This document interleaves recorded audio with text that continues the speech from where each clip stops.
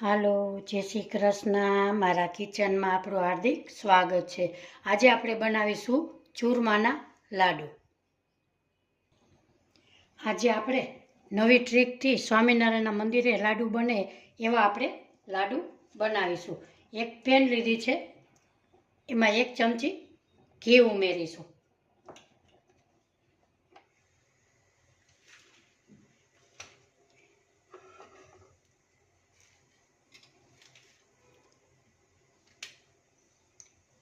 આપણું ઘી ગરમ થઈ જાય એટલે આપણે બદામને શેકી લેશું, કાજુ નાખશું, એને આપણે બદામી રંગના શેકીશું. અહીંયા આપણે જાડો લોટ લીધો છે અને રવો અને ચણાનો લોટ આપણે ઘીમાં શેકી અને લાડુ બનાવશું. એ લાડુ સરસ સ્વામિનારાયણના મંદિરે બને એવા આપણે બનાવીશું.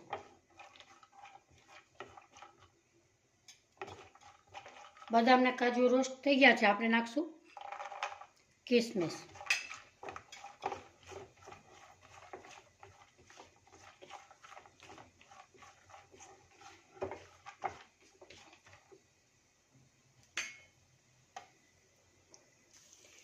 આપણા બદામને કાજુ એકદમ સતળાઈ ગયા છે. હવે એને આપણે કાઢી લેશું.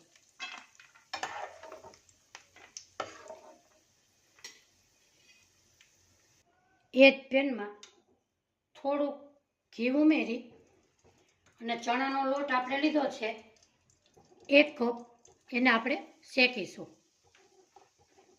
આ લાડુ ખાવામાં બહુ જ સ્વાદિષ્ટ લાગે છે.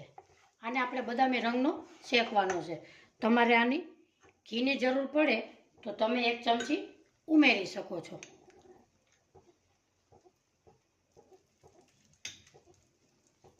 આને આપણે ધીમા ગેસે શેકવાનો છે લોટ. તમે કાચો લોટ જાડા લોટમાં ઉમેરો એના કરતાં તમે આ શેકીને નાખો એ લાડુ બહુ જ સ્વાદિષ્ટ લાગે છે. આને આપણે ધીમા ગેસે બ્રાઉન કલરનો શેકીશું.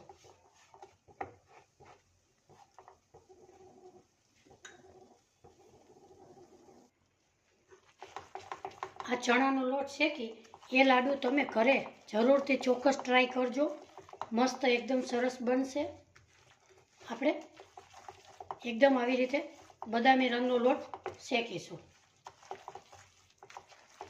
હજી સુધી મારી ચેનલને સબસ્ક્રાઈબ ન કરી હોય તો સબસ્ક્રાઈબ કરી બેલ આઇકોનના બટનને દબાવજો, એટલે મારી નવી નવી રેસીપીના નોટિફિકેશન તમને મળતા રહે. આવી રીતે આપણે એકદમ બદામી રંગનો ધીમા ગેસે શેકીશું.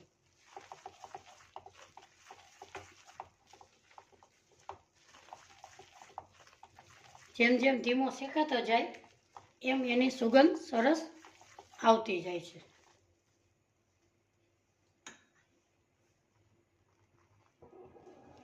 આપણો લોટ એકદમ સરસ બદામી રંગનો શેકાઈ ગયો છે. હવે આપણે ગેસને બંધ કરીશું. ધીમો ધીમો આમાં પણ શેકાતો રહેશે ગરમ હોય ત્યારે, એટલે વચ્ચે વચ્ચે તમારે આવી રીતે હલાવતું રહેવાનું છે. હવે આપણે મૂઠિયાનો લોટ બાંધીશું. એમાં સૌ પ્રથમ આપણે ગરમ પાણી મૂકીશું. અહીં આપણે લોટ બાંધવા માટે 1 કાથરોટ લીધી છે, એમાં 2 વાટકા લોટ ઉમેરીશું.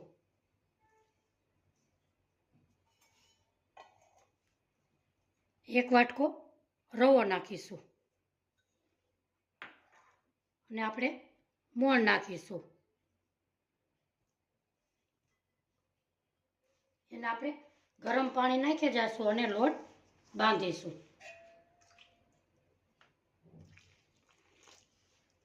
લોટ એકદમ કઠણ બાંધવાનો છે.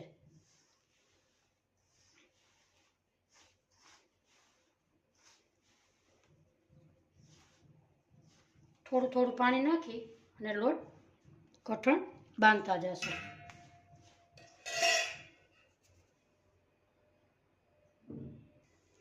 આપણો લોટ એકદમ આવી રીતે કઠણ આપણે બાંધીશું.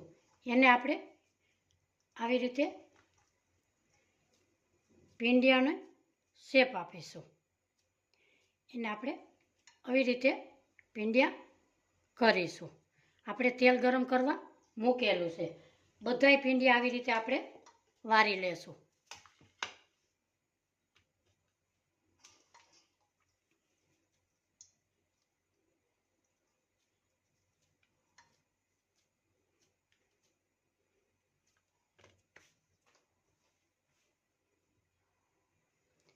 આપણા મુઠિયા એકદમ બધાય વરાઈ ગયા છે. હવે આપણે તેલમાં ઉમેરીશું. અહીંયા આપણે ગેસ ઉપર તેલ મૂકેલું છે.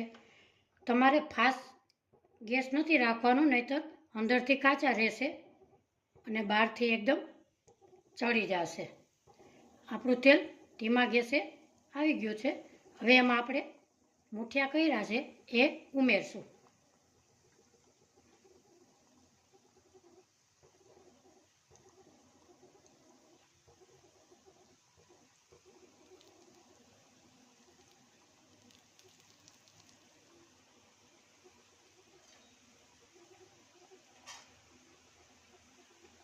અને આપણે ધીમા ગેસે બ્રાઉન કલરના થવા દેશું. આપણે 2 મિનિટ થઈ ગઈ છે. હવે ભીંડિયાને આપણે આવી રીતે પલટાવીશું.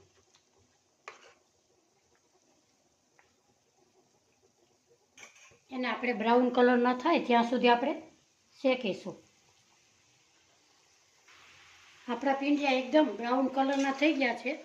આપણે એને હવે બહાર કાઢીશું. એક પ્લેટમાં કાઢીશું.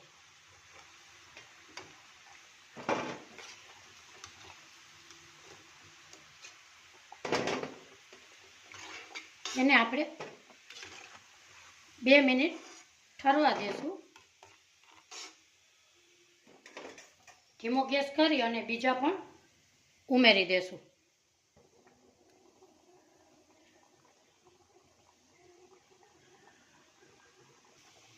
આપણા ભીંડિયાને આવી રીતે આપણે 2 કટકા કરી અને ઠરવા મૂકીશું.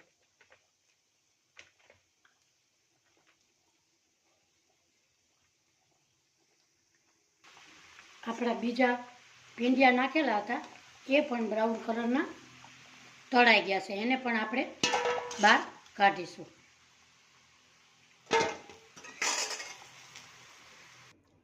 આપણા ભીંડિયા એકદમ ઠરી અને ઠંડા એકદમ સરસ થઈ ગયા છે. હવે આપણે મિક્સર જારમાં પીસીશું.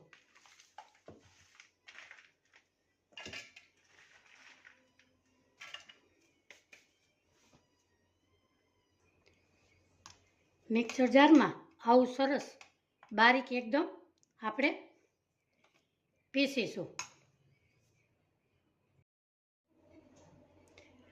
અહીંયા આપણે બારીક એકદમ સરસ ભૂકો થઈ ગયો છે. હવે આપણે ગોળ ઘીની પાઈ લેશું. અહીંયા આપણે ગેસ ઉપર એક બાઉલ મૂકેલું છે. એમાં આપણે ઘી ઉમેરીશું.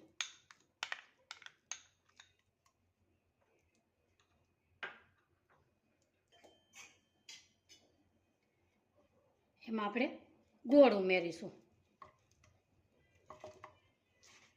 એને આપણે ધીમા ગેસે મેલ્ટ થવા દેશું.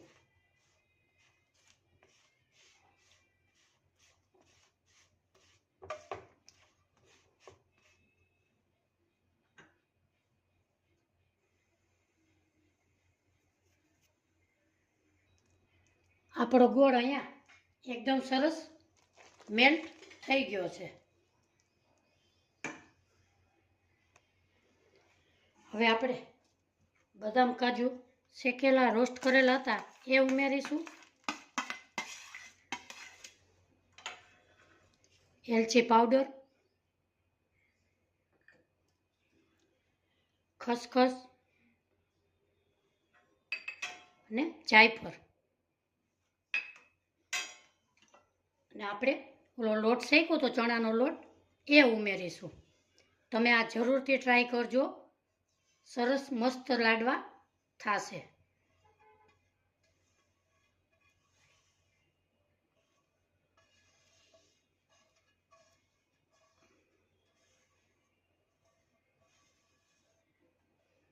અને આપણે ગોળની પાય હતી એ પણ હવે ઉમેરીશું.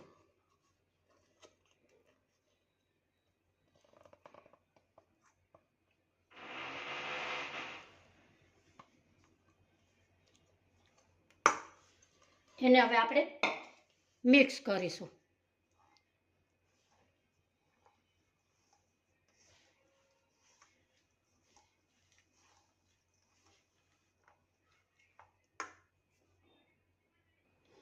હવે આપણે લાડુનો આવી રીતે શેપ આપીશું. તમારે આની મદદથી શેપ આપવો હોય તો લાડુનો આપી શકાય છે. આપણા લાડુ રેડી છે. આજની મારી રેસીપી તમને ગમી હોય તો લાઈક કરજો, શેર કરજો, કોમેન્ટ બોક્સમાં જરૂરથી જણાવજો મારી આજની રેસીપી તમને કેવી લાગી. ફરી મળીશું નવી રેસીપીમાં. આવજો. જય શ્રી કૃષ્ણ.